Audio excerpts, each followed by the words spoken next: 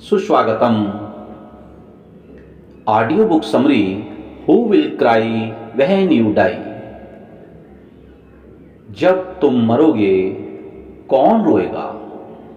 Robin Sharma द्वारा लिखित इस पुस्तक की समरी के हम क्रमशः एपिसोड पर विचार विमर्श कर रहे हैं, समझने का प्रयास कर रहे हैं।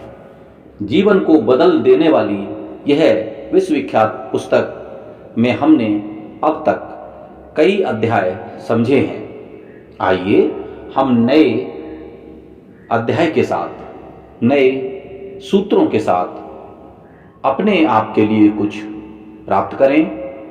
देखें कहीं कोई हमसे चूक तो नहीं हो रही है, क्या हमें कुछ सुधार की आवश्यकता है। जी हाँ मित्रों, हम सबको कुछ ना कुछ सुधार की आवश्यकता सदैव रहती है। यदि इनमें कुछ आपको भी लगे कि मुझे भी बदलाव की आवश्यकता है तो प्लीज़ आप जरूर अपना लेना और कमेंट करके बताना कि हाँ, यह बुक समरी मेरे भी काम आई।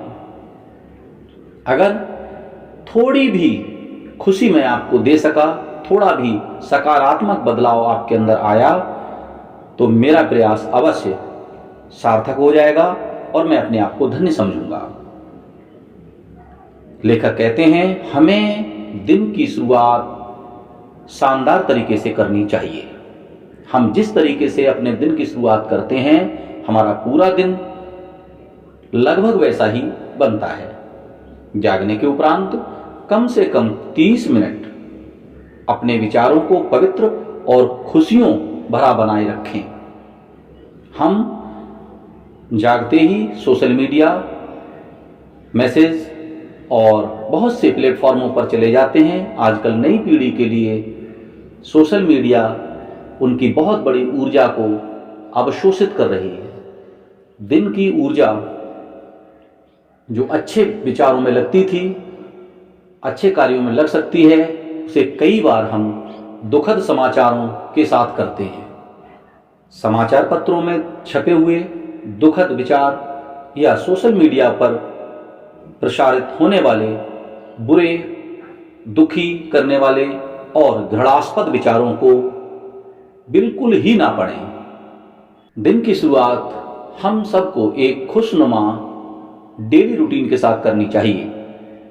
उत्साह, उमंग, ऊर्जा, आनंद, प्रेम पूर्ण विचार और ध्यान, मौन, कुछ ऐसा स्वास्थ्यवर्धक जो मानसिक स्वास्थ्य को हमारे बढ़ाए और शारीरिक स्वास्थ्य के लिए भी कुछ अभ्यास, व्यायाम, योग, पीटी जो आप कर सकते हो उसे हमें करना ही चाहिए।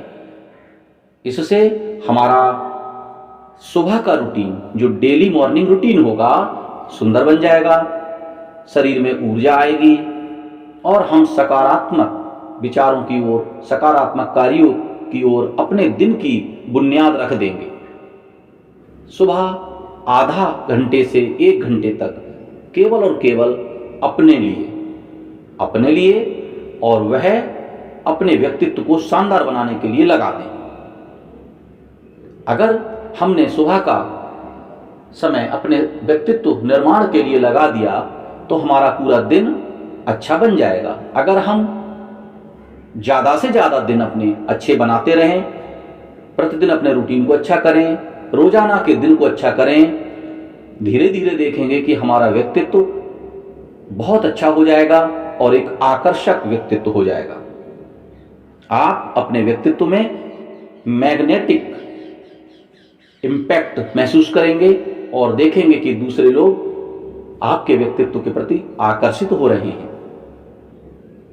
नेक्स्ट चैप्टर में लेखक हमें बताते हैं कि प्यार से ना कहना सीखिए। हाँ, कुछ बातों के लिए, कुछ व्यक्तियों के लिए आप बड़े सम्मानपूर्वक, शिष्टाचारपूर्वक मना भी करें। जिनके पास बड़े लक्ष्य होते हैं, जिनके पास सुनियोजित योजनाएं होती हैं और जो अपने लक्ष्यों को स्पष्ट देख रहे होते हैं, वह छोटे मोटे और व्यर्थ के विचारों, व्यक्त के व्यक्तियों के प्रति ना कहना भी जानते हैं। वे सभी के लिए हाँ नहीं कहते, क्योंकि यदि वो सभी कामों के लिए, सभी व्यक्तियों के लिए हामी भरते रहेंगे तो जरूर वह अपने बड़े लक्ष्यों से भटक जाएंगे। एक चीनी धर्मात्मा चौंग सू के विषय में यहाँ पर कहानी के माध्यम से समझाया गया है। चौंग सू राजा के यहाँ नौकरी करता था, तलवारों पर धार धरने की और तलवारों का निर्माण करने की। अपने युवा काल से ही वहाँ नौकर था। वह धर्मात्मा किस्म का व्यक्ति था और जब वह 80 साल का हो गया, एक दिन राजा ने उसे अपने यहाँ बुलाया और पूछा, च्वांगसू, मैंने ये देखा है कि आप लंबे समय से तलवारें बनाने और तलवारों पर धार रखने और तलवारों को सुडौल बनाने में बड़े महारत हो और लंबे समय से आप बना रहे हो। आप बिना किसी गलती के एक भी तलवार को आप त्रुटिपूर्ण नहीं बनाते। सब तलवारें आपकी अच्छी होती हैं और ख्याति प्राप्त तलवारें बनाते हो। तुम तलवार के निर्माण करता हो, इसका क्या कारण है? हमें इसका सीक्रेट बताओ। लोगों से काम होता नहीं है और थोड़े बहुत दिन काम करते हैं और गलतियां बहुत करते हैं, वो लापरवाहियां बहुत करते हैं। च्वांगसू ने बहुत सुंदर जवाब दिया, हे राजन, मैंने 20-21 वर्ष की आयु से ही तलवार बनाने और उनको सुडौल बनाने का कार्य किया है।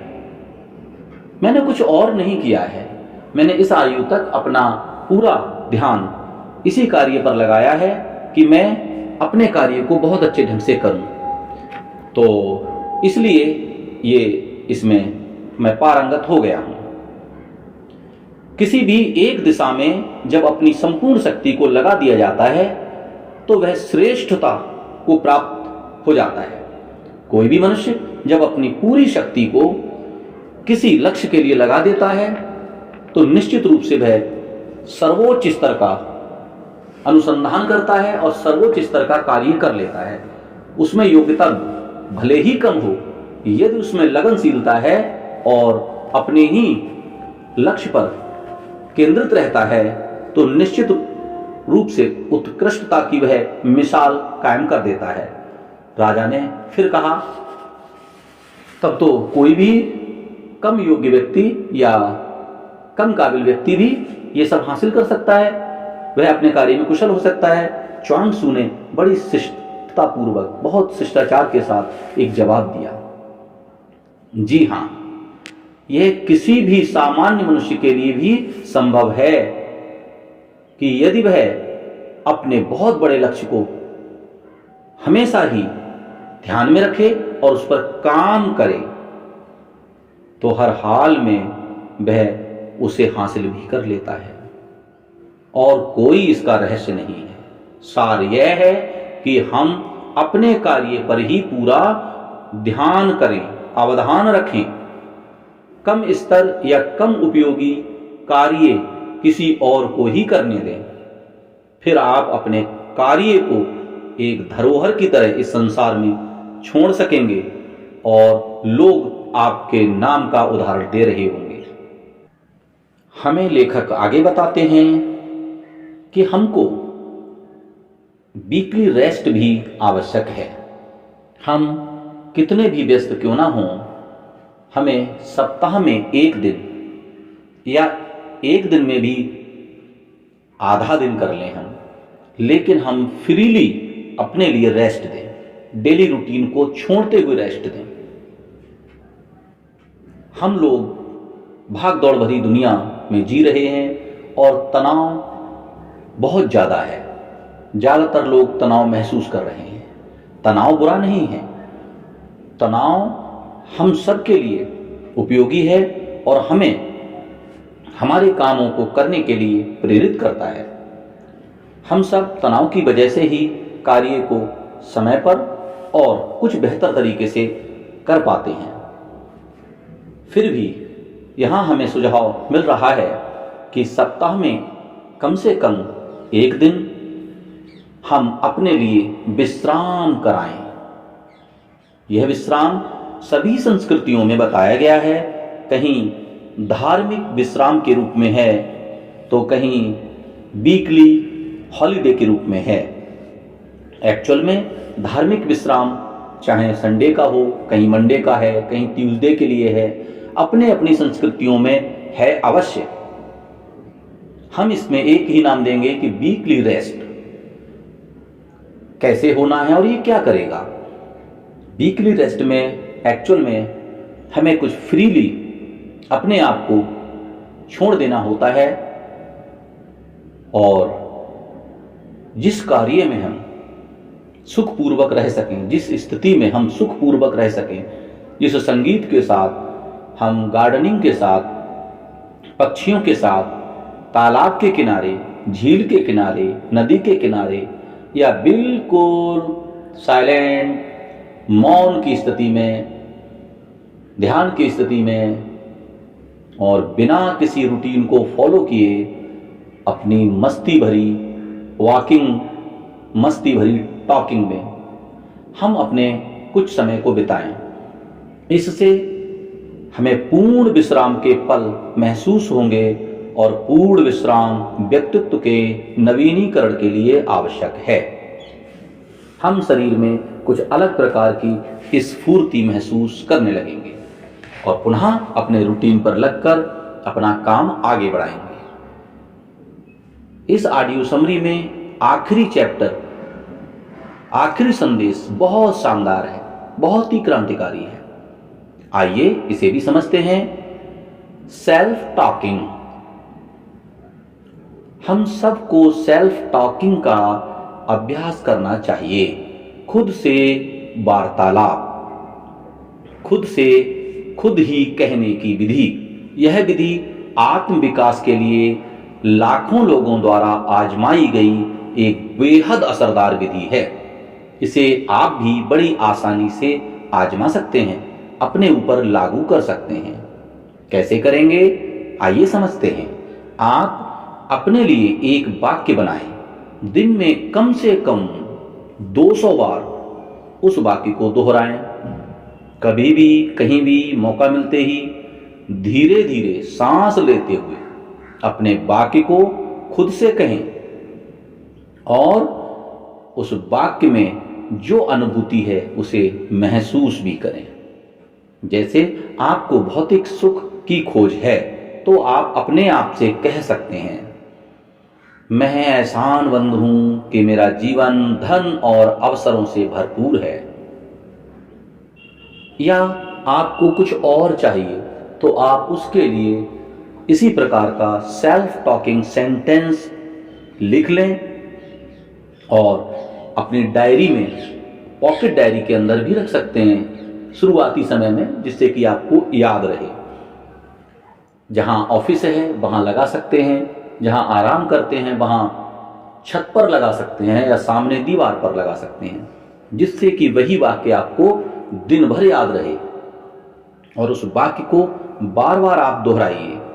वाक्य सकारात्मक होना चाहिए और संक्षिप्त भी होना चाहिए। सेल्फ टॉकिंग के इस अभ्यास को कम से कम 4 या 5 हफ्ते लगातार आप करके देखें और आप शब्दों की सामर्थ्य और संप्रेषण से अवश्य ही अचंभित होने लगेंगे। यह विधि काम करती है। मैं भी इस विधि को आजमा चुका हूं। अब तक आपने इस ऑडियो बुक समरी को सुना, बहुत बहुत धन्यवाद। इसमें कुछ भी उपयोगी लगे कमेंट करके बताइए। आपके मित्र, आपके परिचितों के उपयोग का अगर ऑडियो बुक लगता है तो प्लीज़ हमारे चैनल को सब्सक्राइब करें और उनके पास भी शेयर करें। Thank you.